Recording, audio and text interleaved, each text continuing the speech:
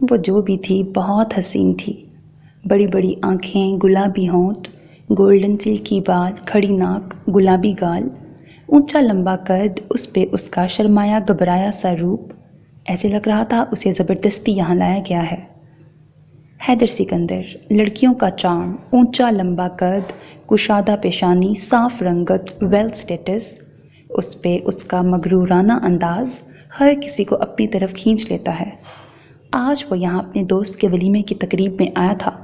अब वो अलग थलग एक कोने में खड़ा मोबाइल पे बात कर रहा था, तभी उसकी नज़र उस परी पैकर पे पड़ी।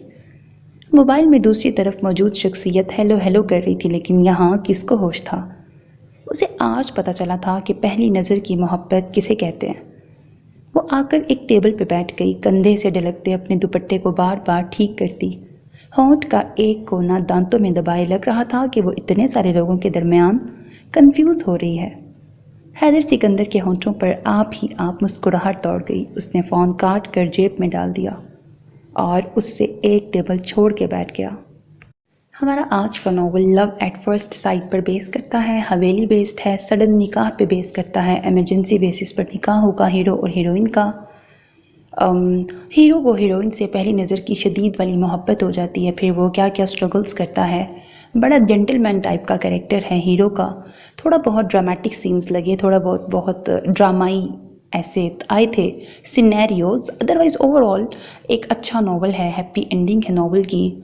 और हीरोइन के हक़ में बहुत ज़्यादा अच्छा है हीरो, और उसके पीछे पागल है, उसकी हर बात मानता है। शादी के बाद किस तरह से वो खुद उसको कहती है कि आप तो मुझे बिगाड़ देंगे मेरी हर बात मान मान के, तो वो कितना उसके पीछे पागल है ये आप नावल में सुनेंगे। नावल को पढ़ के यकीनन आपको पसंद आएगा।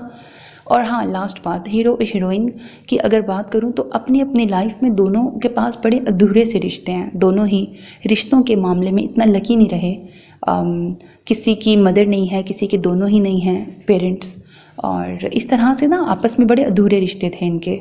फिर दोनों जब एक दूसरे के होते हैं तो कितना एक दूसरे को मुकम्मल कर देते हैं। हर रिश्ते की कमी दोनों बस एक दूसरे से पूरी करते हैं, तो वो चीज़ मुझे अच्छी लगी थी। बाकी ओवरऑल एक अच्छा नावल है, बहुत अच्छा भी नहीं कह सकते और बुरा तो बिल्कुल नहीं कह सकते।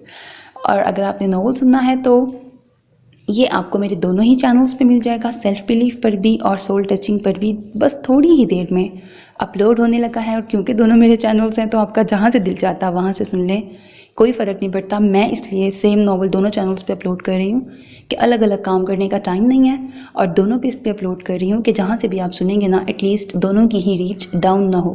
ख़ास तौर से सोल टचिंग बेचारी की रीच डाउन ना हो जाए, इसलिए मुझे वहाँ पर नॉवेल्स इसी वाले सेम अपलोड करने पड़ रहे हैं। बेसिकली चला मैं सेल्फ टचिंग कह रही हूँ, सेल्फ बिलीव और सोल टचिंग मिक्स हो गया, सेल्फ टचिंग ही बन गया। हाँ, वैसे सेल्फ टचिंग के काम चल रहा है आजकल, तो बात समझ आ गई ना। चला मैं सोल टचिंग रही हूँ, बट नहीं, चला मैं सेल्फ बिलीव रही हूँ, लेकिन साथ ज़बरदस्ती सोल टचिंग को भी चला रही हूँ। ओके, ताकि उसकी रीच डाउन ना हो जाए, वो बेचारा खतरे में होता है। अल्हम्दुलिल्लाह सेल्फ बिलीव तो चल रहा है। ओके जी, बहुत हो गई बोंगियाँ। बाकी अपना बहुत ख्याल रखिएगा, और दोनों ही चैनल्स को सब्सक्राइब करना, वीडियो को लाइक करना हरगिज़ ना भूलिएगा, because that's how you can encourage me, and that's the only kind of support and encouragement which I want from all of you. Allah Hafiz.